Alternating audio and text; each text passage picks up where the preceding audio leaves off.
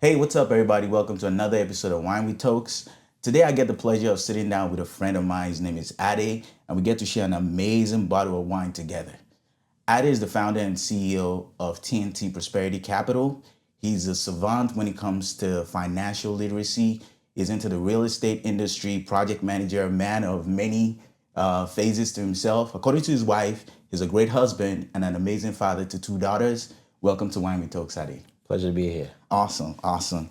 So before we get into the wine, I like to ask people, how do you introduce yourself? If someone asks you, like, who is Ade? Can you tell us a little bit more about Ade? Yeah, it's simple. So first and foremost, I would definitely say that I'm a father. Okay, we'll get to that. Yeah, I can't wait, but but I need some lessons too. yeah. So I'm a father of beautiful twin girls. Okay. I think they're my world, right? I strive to make sure that I'm present in their life. Okay. I'm a husband, Okay. and I'm an entrepreneur. And when it comes down to entrepreneurship, I think some of the most important things is to highlight, of course, the real estate side. Okay. Also, I'm a licensed life and health insurance agent. Oh, really? Yeah. Okay. Yeah. I didn't know that. Yeah. So my biggest focus is just financial literacy. Okay. And educating people as much as possible on financial literacy and building generational wealth. Okay, awesome. So I've wanted to have a sit down with you for a while. If you can tell, Ade's a very chill guy, but maybe if we get into the wine, we'll loosen him up a little bit. So I know you love red blends, right? Yeah. Okay. So this red blend is a 2012 King concept from Napa Valley. It's a blend of multiple grapes, like it has your Cabernet Sauvignon, Merlot, Petit Verdot, Cabernet Franc. So I'm curious to see how you feel about it when you taste this wine. Okay. So I like to take people through my normal phases of tasting wine or assessing wine. Sure. It's the 5 S's. Okay. So you swirl the wine. Okay. Okay. So I like to hold mine this way because it's black. So you swirl the wine. You see the wine. Okay. You smell the wine. You sip. And you store. Like you store in your memory what you like about the wine or don't like about it, or you assess the wine. So I know you love wine, so you know a little bit more about wines than a lot of people. So what do you think about this wine? It's nice. It's it's it's it's not like harsh or anything like Okay. that, right? Okay. Which is good. Yeah.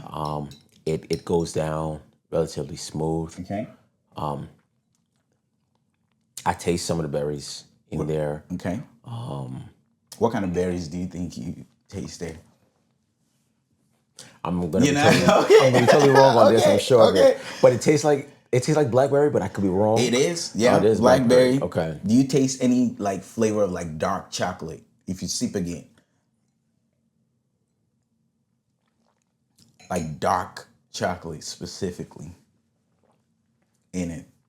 Like that blend of a mix of a sweet, bitter type thing of dark chocolate. Maybe not. I taste something sweet, but Okay. that's my hint of Okay, blackberry. okay, So I don't really taste the chocolate too much, but Awesome, awesome. Okay, so we'll come back to the wine. it's good. I like it. Great, great.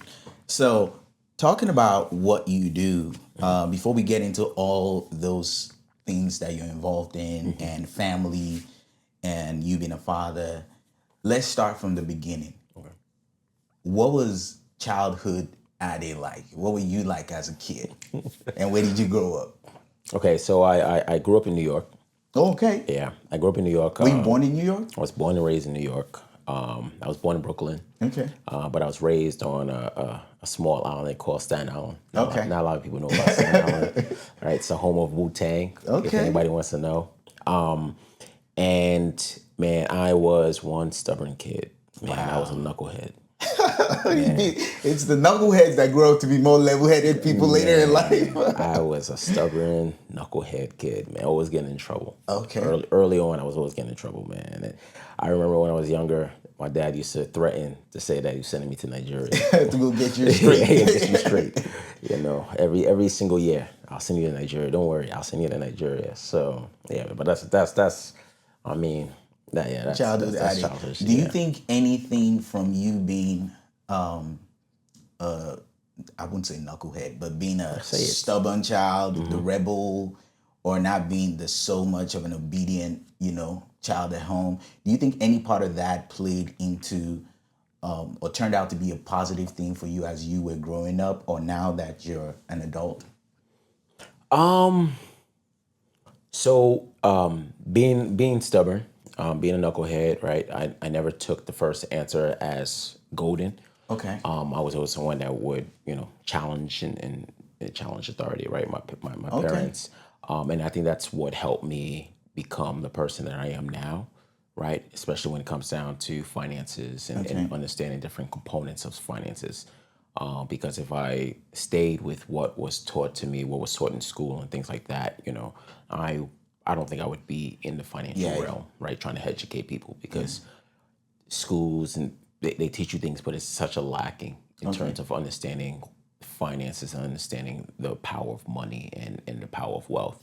And it's that curiosity that has, ridiculed and just created this whole type of research analysis that I need to do to make sure that I understand it fully component. So I think Okay. that that's definitely the positive spin Okay. on it. Yeah, I often think about this sometimes, like when you travel the road mostly traveled, like you play by every rule. And I don't mean like legal or not legal. I mean when people say this is how you do things or this is how you have to do things, give you that opinion or put you in a cage like you have to go this route. When you travel that road mostly traveled, you don't really get to stand out. You have to be some type of a rebel. As a kid you were a rebel, but in business you can be a rebel and it pays out for you. It Exactly. works out. Yeah. So okay, that's amazing. So tell me about, did you study anything about finances? Because I'm getting to find out that a lot of people get to walk in their passion and true purpose or belief later in life. And sometimes it doesn't have anything to do with what you spend time studying when you were in college or anything. So did you go to school? Did you study finance in school? Did you know when you were in college that this was something you were passionate about, or did you stumble on it later in life?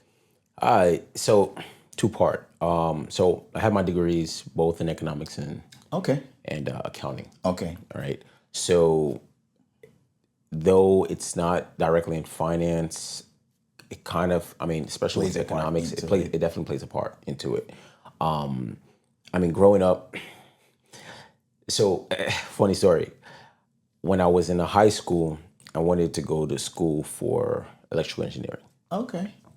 And the only reason why I wanted to go to school for electrical engineering was some counselor came to our school and said, "Hey, you get out of school, you're You making get all 80 to this money. 100K. You're making, and at that time That's I'm where the like, oh, programming starts. exactly. Yeah. Try So to that's pigeonhole you into something. Yeah. exactly. So I jumped into that, and my first year bombed it. I didn't do well at all. Okay. Electrical engineering was not my thing.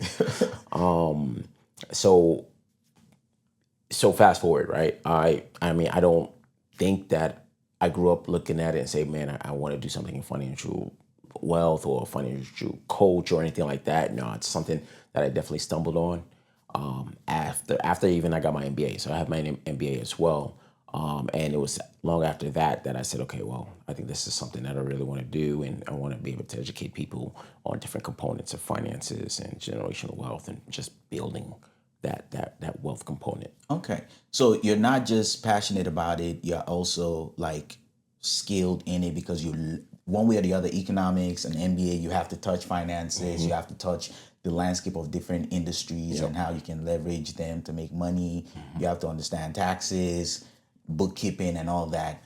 Do you think someone who does not have that knowledge, that base, who probably went to school for something else, computer engineering like myself, or somebody who didn't even go to college at all, do you think they can still grasp these same concepts that you are trying to like share with people about money, financial literacy? Do you think they can grasp that concept, or they have to have some type of like base?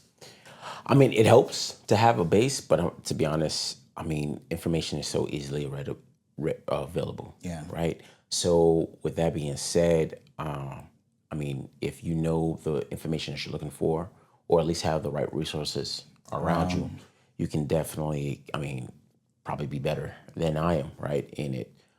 Just being curious. You got to be curious, right? That mind needs to drive you to be curious and do the research and do the legwork and just figure things out.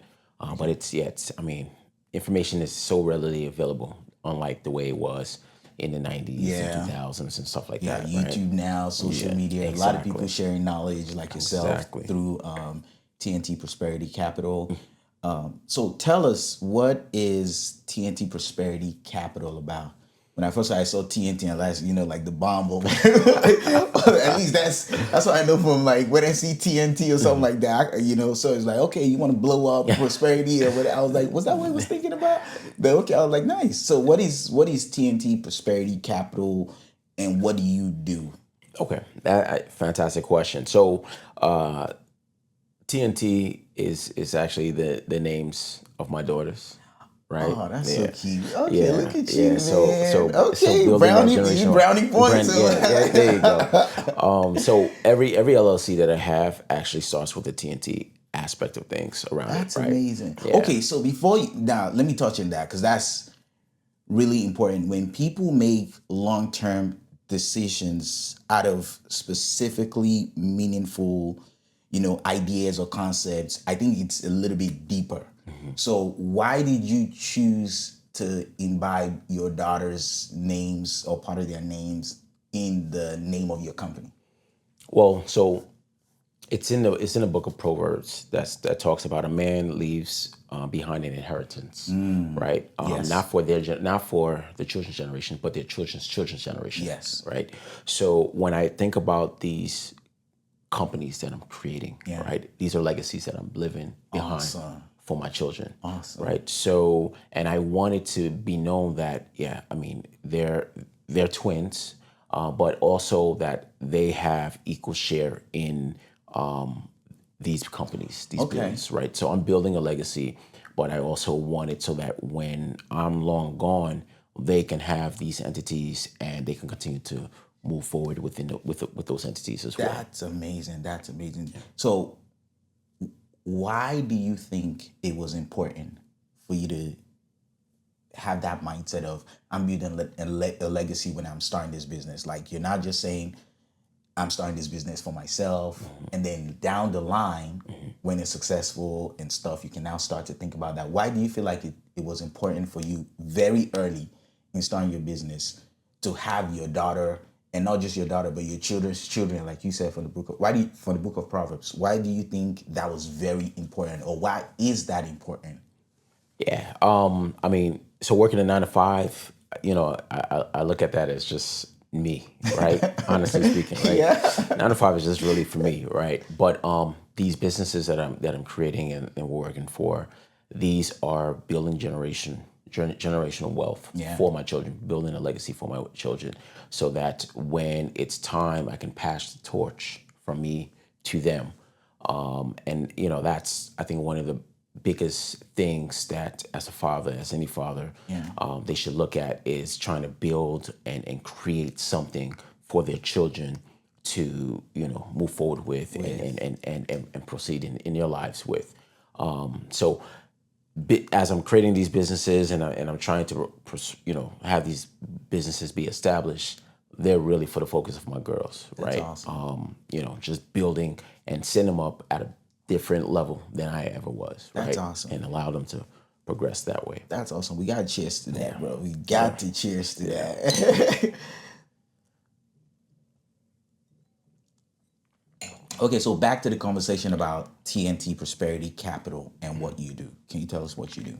So TNT Prosperity Capital is about helping business owners, Okay. business professionals Okay. build generational wealth through the investing of multifamily properties, Okay. right? And with those type of vehicles, you're now able to build and create passive income.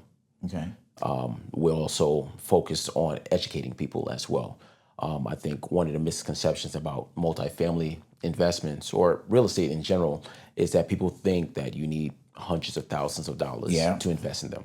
And that's not the case, right? There are different avenues or different products that people can purchase or buy into where they can own real estate or just participate in real estate.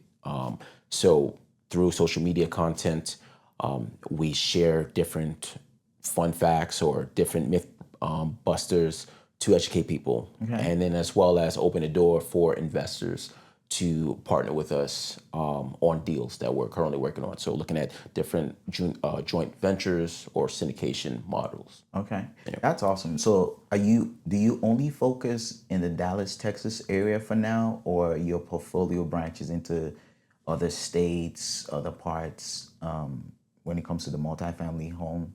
So yeah, we've worked on some syndications within Atlanta, Georgia. Okay. But currently, right now, the focus for this year is the DFW. There's just a lot of activity happening in the Yeah. Oh DFW yes. area, Oh right? yes. So, and more importantly, it's about having the boots on the ground concept, right? Yeah. So, earlier this week, I was in Dallas checking out a couple of properties as well, right? So that we can see what's going on, so that when it comes down to if we decide to add that to our portfolio, we can actually view and understand the issues that are happening with properties. Because for that particular property that we were reviewing, it was for out of state owners who totally neglected the property. Okay. Right. So we don't want to be those type of owners, right? So we just want to make sure that we're on there, we're reviewing it, we're there as often as possible, just to make sure that things are going the right way. Okay, great. So there's a lot of talk about real estate, how to invest in real estate, when to invest in real estate, how much to invest in real estate. And for the sake of some people, I'm just going to ask this wild question. Sure. What is the least amount of money you can have to invest in real estate, especially in an avenue where you can do a joint venture with a couple of people on the property, so you're not solely responsible for the property, so it's not the value of the property. So what's the least amount that someone can come to you and say, hey, I want to invest in this? So if you wanted to come in and say, hey, I want to invest in something, right? In all honesty, the smallest amount is 50 grand, right? But if you go through a syndication model, right? Okay.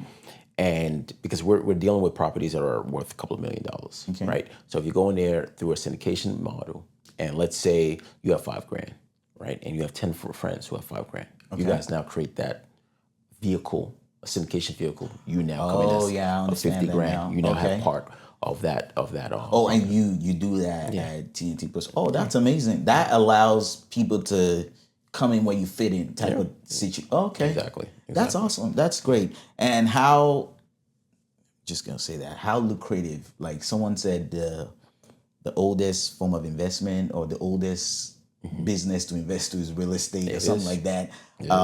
How lucrative do you think that that business is still today with the economic landscape that we're in right now in the country, with a lot of people losing jobs, with people seeing the value of properties being stagnant in certain places around the country?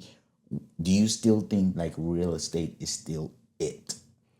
Yeah, I mean, real estate has been it during COVID, right? Yeah, true. Real That estate, was the really bad times. Bad as bad. exactly. Real estate was it during 9/11, right? Real estate has been it during every type of crash or whatever happens, right? Because no matter what, God is not creating more land, right? So the properties are where, land is essentially where the value is really at, right? But people, especially when it comes down to multifamily, people need apartments, right? You may not be in the best position to buy a home today, but you need apartments, right? And that's why, to me, multifamily is probably the best opportunity to invest in. When you go and you try to sell a single family home, they take the comparables of the homes that are similar specs, right? Yeah. 4 bedroom, 4 bath, 2,000 Within square a foot, certain right? Within a radius, mile or so. yeah. That's what they're doing. They're not doing that with multifamily. The valuation of a multifamily is based off of what the amount of money that it's generating. Really? Right. So it's based off those rentals.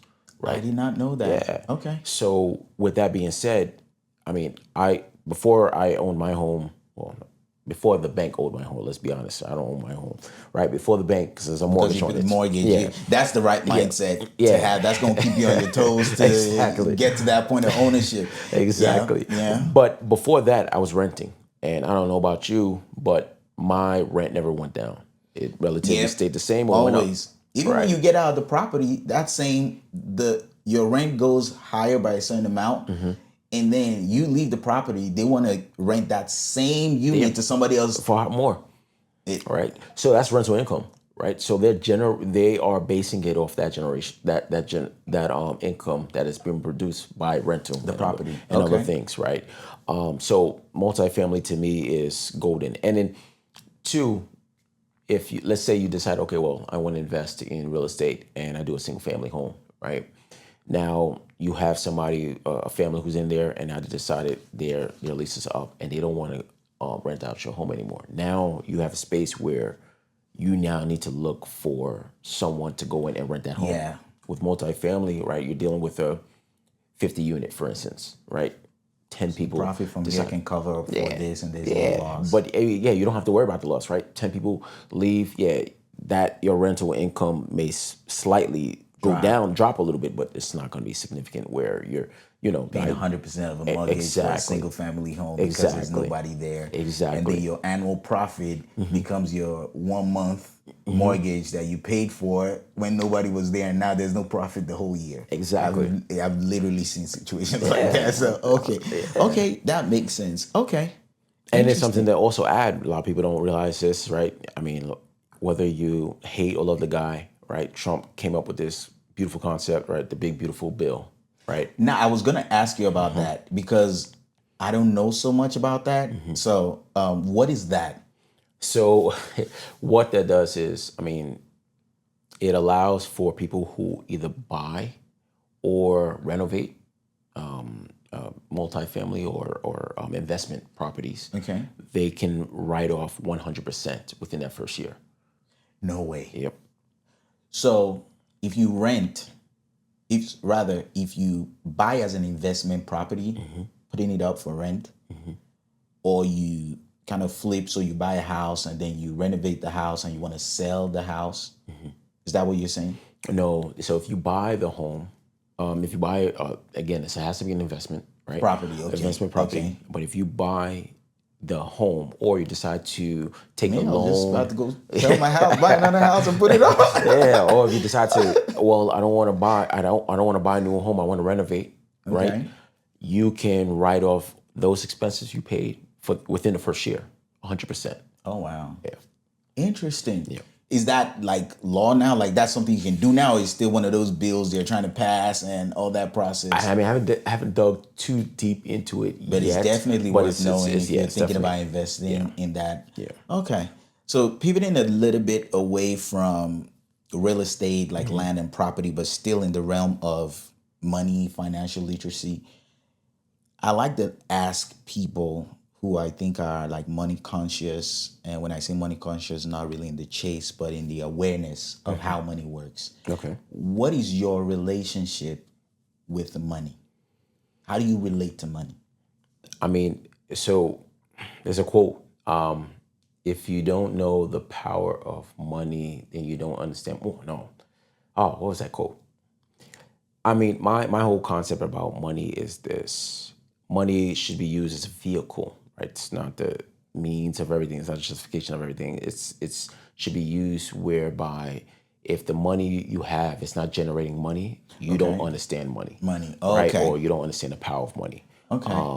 And right, multifamily or investing, generally speaking, right, opens the door for you to earn passive income. Money is not just sitting in a bank because you allow money to stay in a bank. It actually is depreciating, right? Because the little interest that they're giving is not fighting against inflation at all. Yeah. Right. But if you put it in something like for us, our goal is to have investors make 18% or more IRR on their investment, Oh wow. right? So that's pretty aggressive, right? But Within what window of time? a year, A year. yeah, yearly, Oh wow. yearly, right? But that's fighting against inflation, and that's earning, well, depending on how much money you put in there, right? Or if you're diversifying it, that's definitely earning more significant substantial. than keeping your money in the bank Yeah, oh yeah, or a under whole your lot more. bed. Oh yeah, all under the bed. I Yeah, remember my mom and dad used to leave money under the bed. you know. Back in the days, man, good old days. Okay, so we've actually transited from keeping your money under the bed to keeping your money in the bank, and now there are different vehicles and ways to still keep your money, but have that money generate more money. Like you said, money should be a vehicle to make more.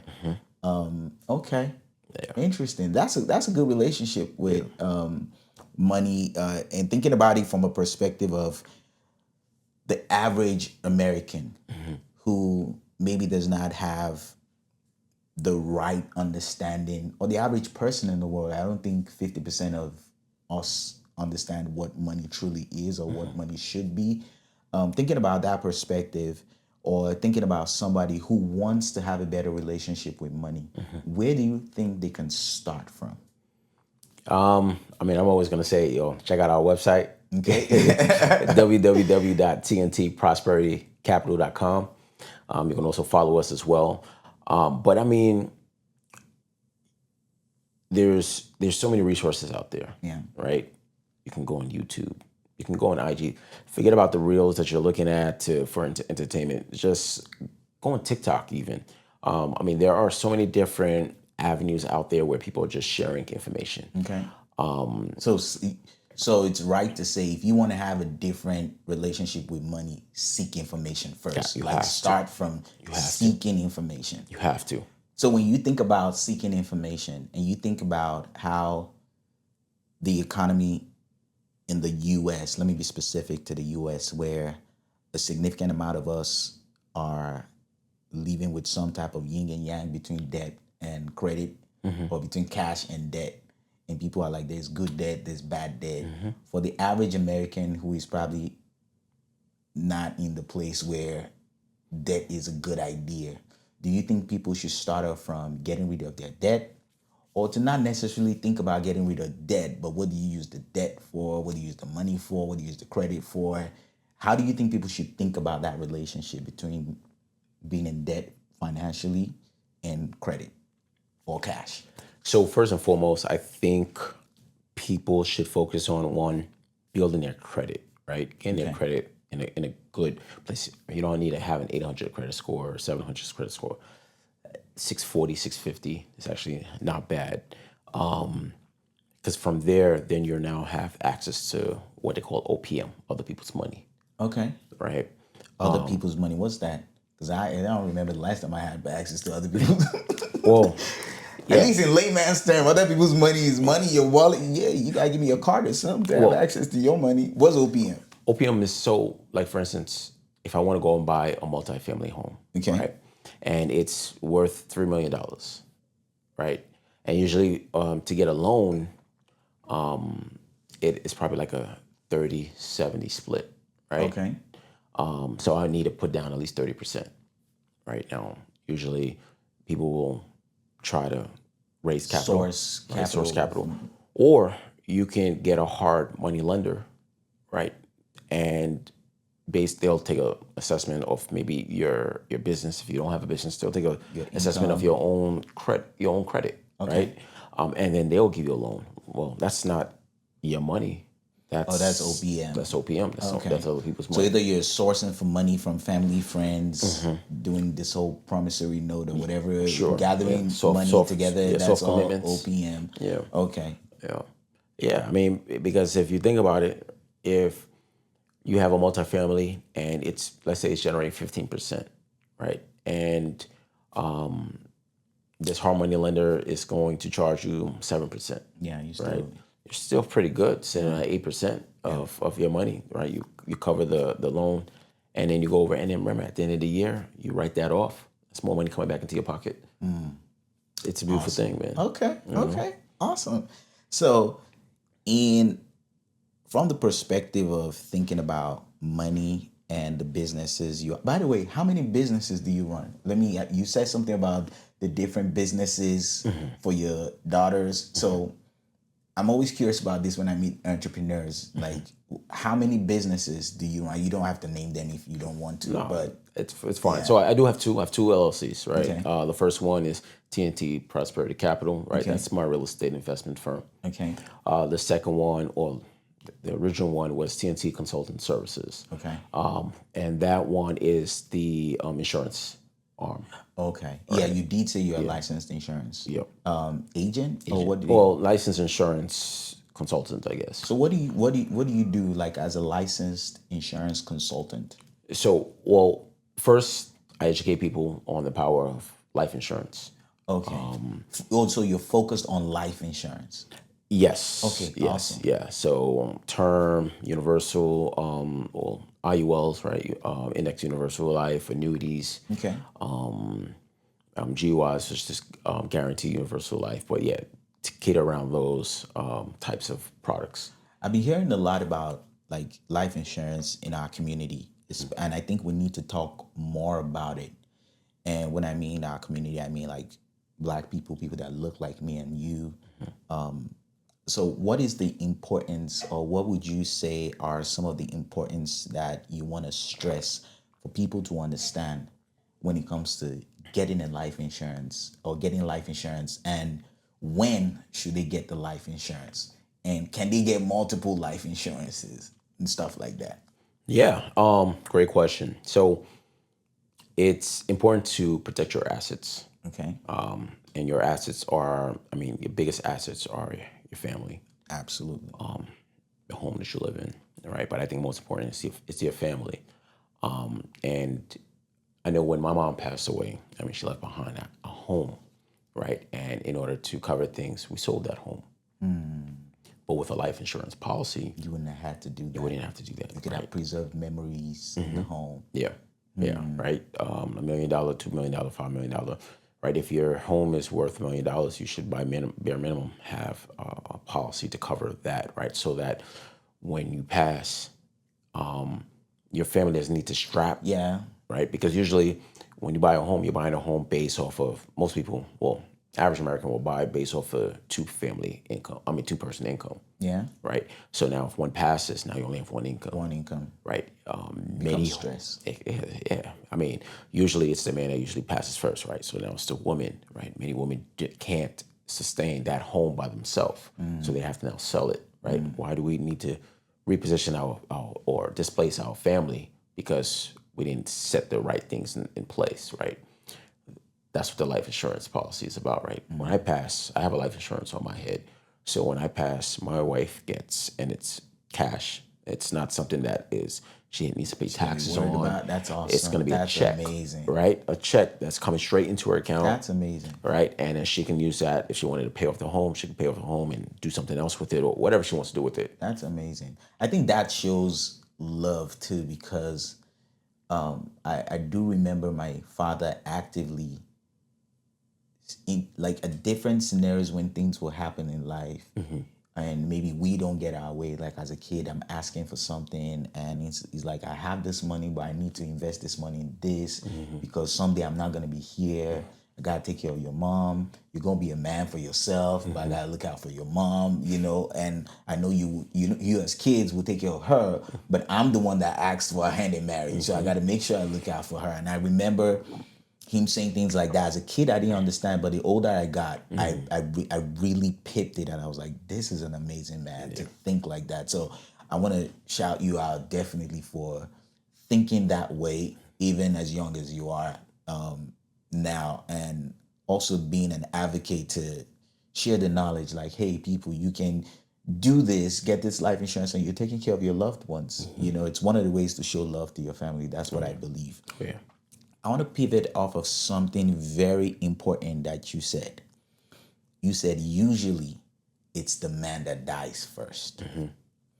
And that's a very common information, and statistics shows that longevity of life, there are different stats that shows that it comes from men not paying attention to their health as much as women do. Some of the stats come from how women are more detail oriented at stuff than men, so because of that they pay attention to, oh, using my supplements, checking my, all that kind of stuff. So I want to pivot off of that men dying at that range where you can say it's men that die more often. What do you think is responsible for that? One. And then two, what do you think as men we can do about that? Yeah, I mean, so the reason why I say that is usually men marry women who are younger, right? Okay. So there's that age gap. But then two, more importantly, is right. Men naturally, we're stubborn. We don't go for our yearly Normally, checkups, right? I mean, it was until I got married and I had kids that now I'm more cognitive of making sure that I your go for my yearly health. checkup, Yeah. right? But prior to that, I think prior to me and my wife, I think I probably went to the doctor maybe 4 or 5 times. Oh wow. Like it's just every 4 or 5 years, right? Or unless something was alarming, and I was like, oh man, I need to go check out the doctor for this, and I'm paying for the insurance, Yeah. right? So why you not even using it? Exactly, right. But I think that's what it is, right? Because women are a little bit more conscious about those things, and I've heard that guys, a lot from married men to say like some type of like additional structure came from being married, like as a result of the woman. You know how you said before your wife, because I didn't ask you that question as a function of your wife, but you said it. And I think it's important to stress that, okay, that structure came as a result, that addition came. Yeah. Do you think, well, I think that's one of the things that attribute to it, and I didn't mean to interrupt you, but by the way, back to the question of what are the reasons for it and what can we do about it what are the reasons for it exactly? Like, for men dying earlier? yeah, I mean, it goes back to the fact that men are usually not the ones who are going to the doctors as frequently, right? So, unfortunately, God forbid, but something is there, they haven't caught it in time, and right, something happens. I mean, I look at it with my father, right? My father, right? My mom passed 7 years ago, right? Hers was due to cancer, right? But even though when I look at it, my mom was more conscious about her health, right? Health. My dad, he's still alive, but he's not in the greatest shape, right? Diabetes, right? And that's just, and he's had diabetes since I was small. He's had his diabetes since he's in his 20s. He's now in his 60s. Oh wow. Yeah. 20s? Yeah. Yeah. Whoa. Yeah. Yeah. And then he smokes heavily. And he drinks heavily. I mean, now not so much. And then he likes a sweet tooth. Okay. Yeah. So my dad definitely didn't take care of himself. Diabetes, high blood pressure. What else did he have? Diabetes, high blood Damn, Pops pressure. got it all. Yeah, man. I mean, double amputation. Now he's wheelchair bound. All because he just doesn't take care of himself and he's stubborn with it, right?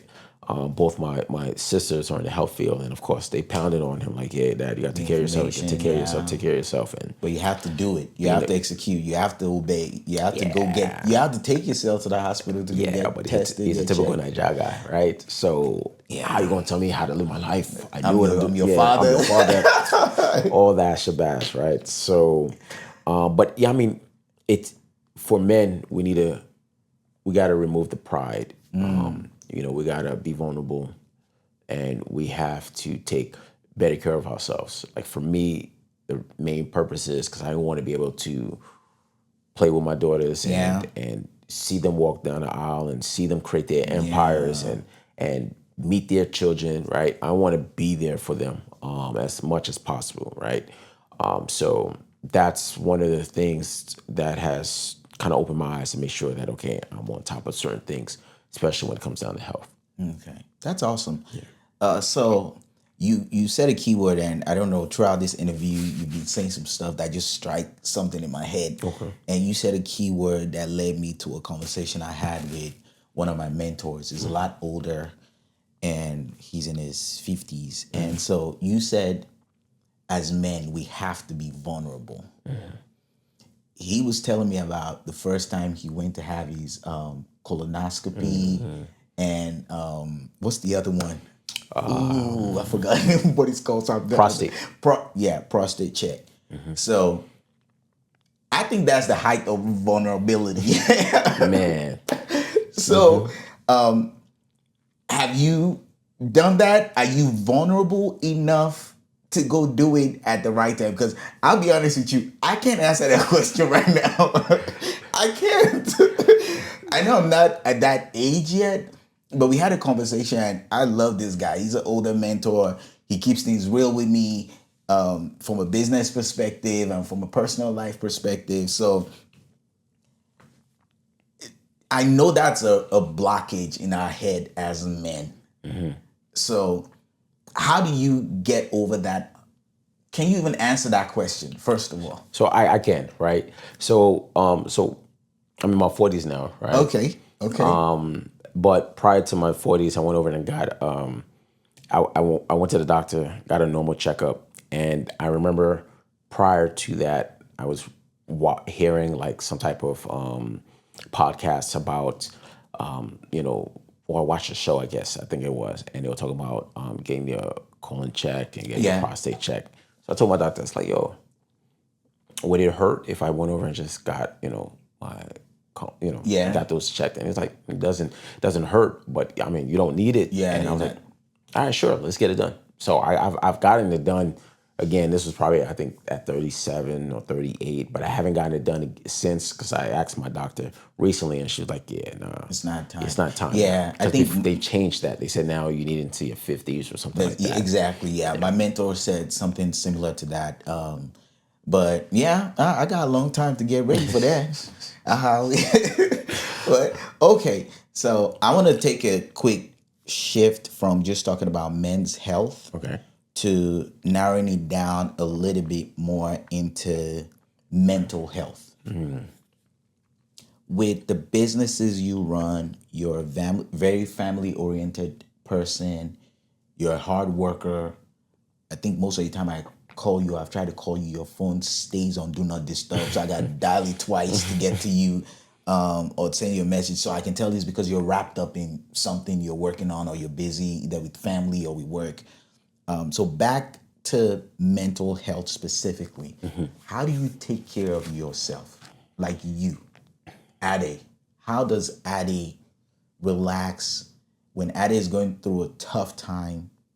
What brings you back to your center? How do you just take care of yourself as a human being? So recently, I started getting into golf, Oh, right? okay. And I'm not gonna lie, it was a long game. It was about 5 hours game, but it was pretty peaceful. I went with three guys, Okay. two I've known, one person I met that day. Was that your first time trying That it was my out? first. Well, I was doing a little bit of practice for Okay. tee time and all that other stuff, but this was my first time doing a whole 18 holes. It was insane. 5 hours, Wow. 12,000 steps later. Man, it was a lot of walking. It was in the Texas heat. I think I came back a couple of shades darker. But I think that's actually when I go out there on a golf course or if I'm in my backyard, doing putts. That's actually pretty peaceful. Okay.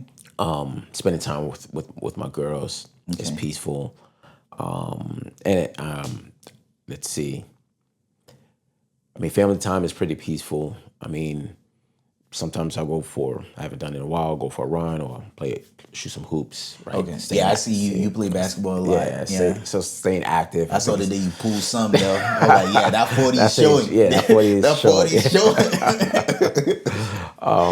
But yeah, staying active, I think is important. I spend my mornings 5 a.m. usually plugged into a prayer line. Okay.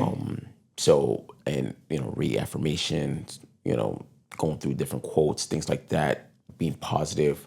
I think those are huge and important as well for mental health and just making yourself available, I guess. Is pretty significant. But yeah, family time I think is another component of it, because it's important that we take knowledge of that, right? Yeah. Awareness of that, right? So that you can be able to be of service to your family, be of Yeah. service to your kids, be of service to your community. So Okay. it's important, for That's sure. awesome. Intermittently in this conversation, you've touched on some stuff. You've made some quotes that, because I'm a person of faith, I know that's where you're coming from, and you just talked about your prayer line and things like that. So I think that's one of the things I admire about you. You seem to be well balanced. I've seen you have fun with your family. I've seen you have fun with yourself, with your friends. I've seen you also in church, being very active in church. I've seen you post the prayer lines also. So you seem to be a man of faith. Can you share a little bit as to how that has helped you become, or that helps you become a better man as you've progressed in life, or a better person in general? Yeah, I mean, I think for me, right? I mean, everyone has a story Yeah. about their life and the types of trials and tribulations that they faced.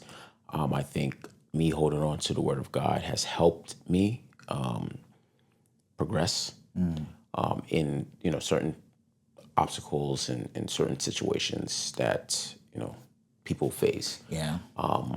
The holding ground and being grounded in His Word has been just the backbone of how I move forward in life, and it's just having that reconfirmation as well. I mean, if you go through my phone right now, on about three different devotions, Wow. going into Proverbs a lot. When I'm reading the Word, going through the Bible for Yeah. the entire year, Oh, right? I you know that's I mean that's what I have is my faith, okay. right? So, and I believe that God won't give me something that's I'm not equipped To to handle. handle. So, that's just been my foundation towards That's everything. great. That's great. I think whenever you can find your anchor in God, you kind of feel in like invincible. Like you Yeah. have this extra back and extra power behind you that is not human, and so as a result, you're like almost like literally unstoppable, and that's amazing. I want to talk a little bit about you being a husband. There are a lot of, when you look at social media now, a lot of people are talking about divorce rate, the type of men, old fashioned men, new fashioned men, traditional women, modern day women. People are talking about all these diverse things and how some people are embracing it, some people are resistant of it. People are talking about what the divorce rate looks like. People are telling you most married people are actually not happy in their marriage and would rather be single, in hindsight and stuff. You just hear a lot of negativity around the concept of marriage. So how long have you been married? So next March would be 5 years. Nice. Awesome. So what has made you, and that's a big milestone in Yeah, today's I world. need to figure out what I'm gonna do for that. Oh yeah. Oh yeah, you gotta step it up. Cause I know she like the good things. But hey, you've been doing great. At least both of you have been great towards each other from what we see from the outside. And if that is the case, what are some of the things that you feel has held you guys together for the last 5 years of being married? So I got to give it to my wife, all right? 'Cause, yeah, she Shout out. deserves an applause for real. I mean, you say that you see this calm, cool, collect person. My wife doesn't see that. I'm sure she doesn't get that from me, You right? saw the Brooklyn, you see the Yeah, Brooklyn Stadium. I mean, I'm a stubborn guy, and with that, she's very patient, kind of. But I think one of the most important things is being able to compromise. Okay. Compromising is Compromise. huge. Another thing is, so I remember in church, the pastor last Sunday talked about, not last Sunday, 2 Sundays ago, talked about being able to wean yourself off of distractions of things, right? And social media is probably the biggest component. And he said, fill your heart and fill your spirit with things that are of God, right? So he has a podcast. So I actually was listening to that earlier this week, and talking about just make sure you fill your time with positive things and things that are of God, because social media can be a huge distraction. Oh, yeah. And people see marriages right on social media, and there they're comparing themselves, and they don't realize that those reels or whatever the case is, they only showing the good side. Yeah, They're not that's what showing they the bad chose to side. present. Exactly.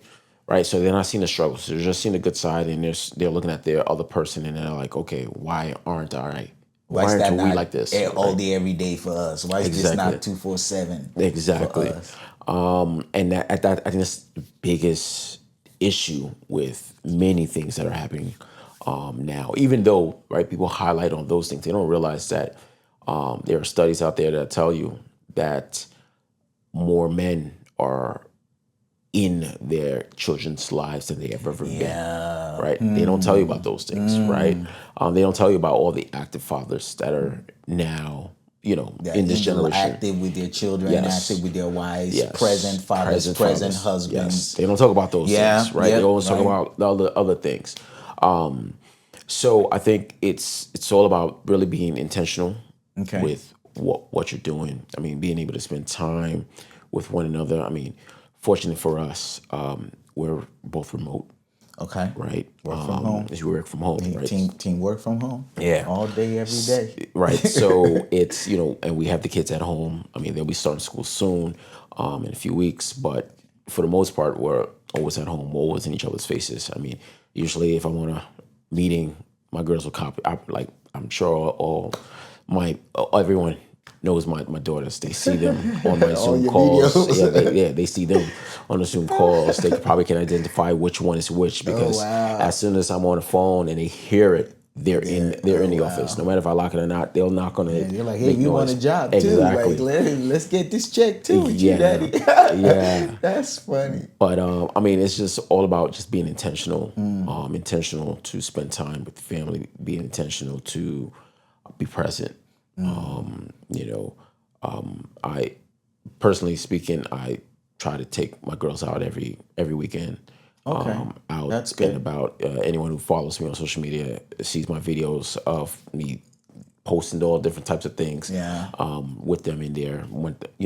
It's just memories, creating memories with them, Memories with and them. just being able to be there for them as much as possible.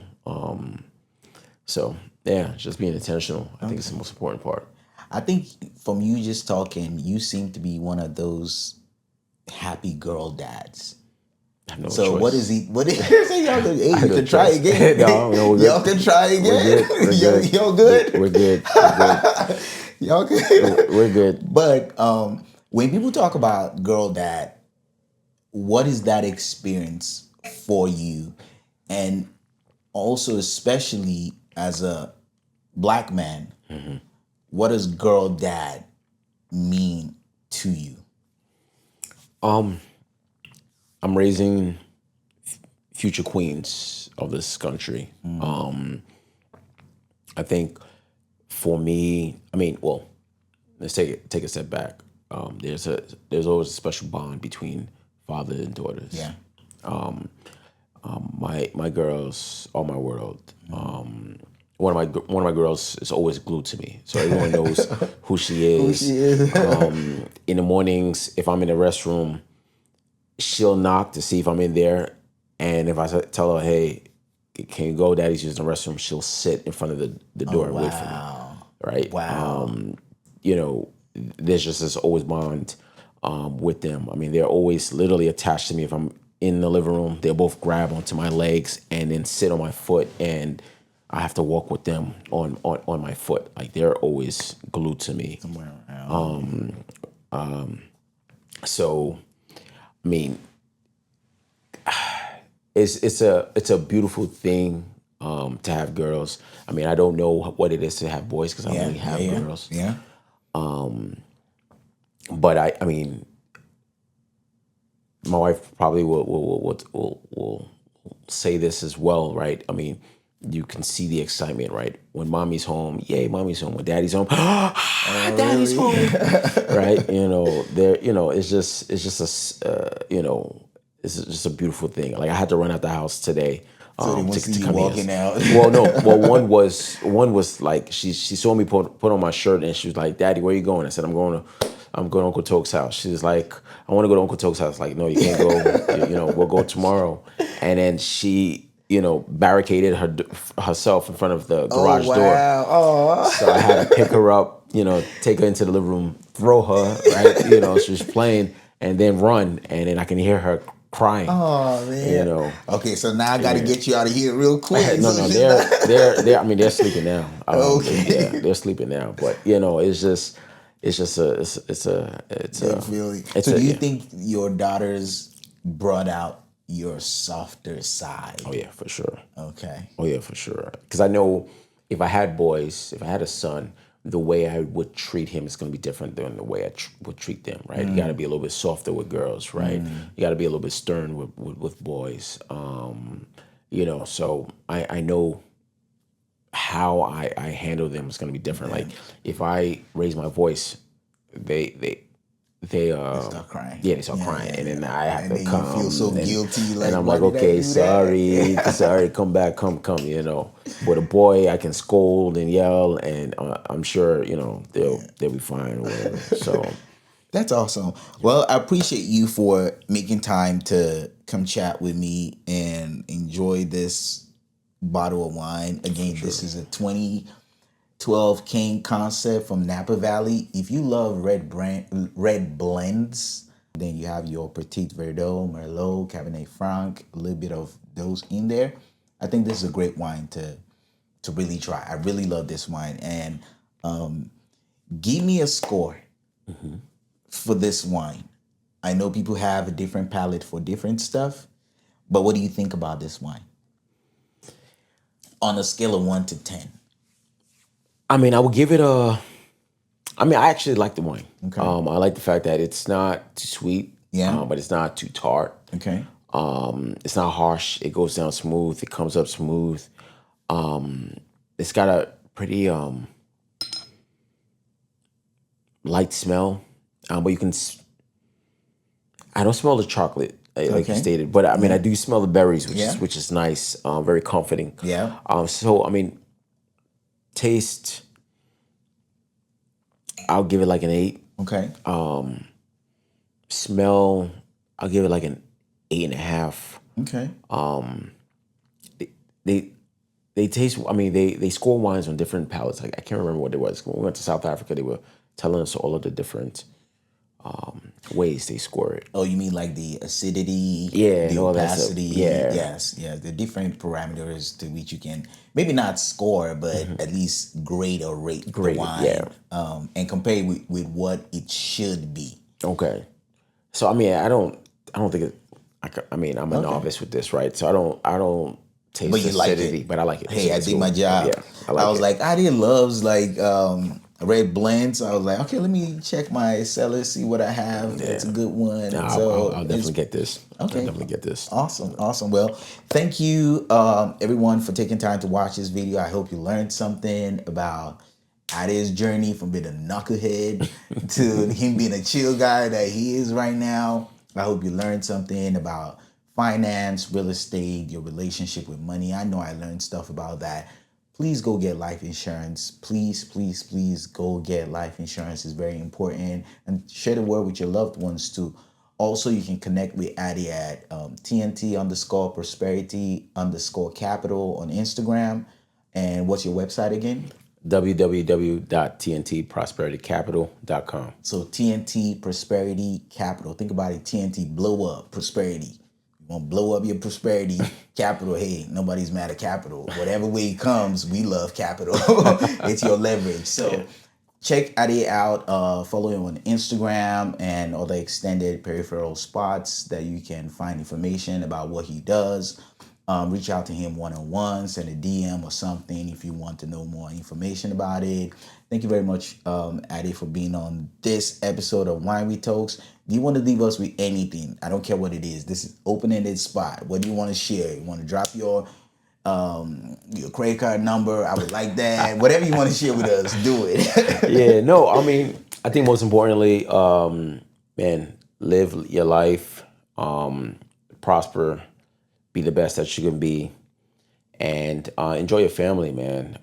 There's only one life to live. I mean, I would give anything to have my mom back.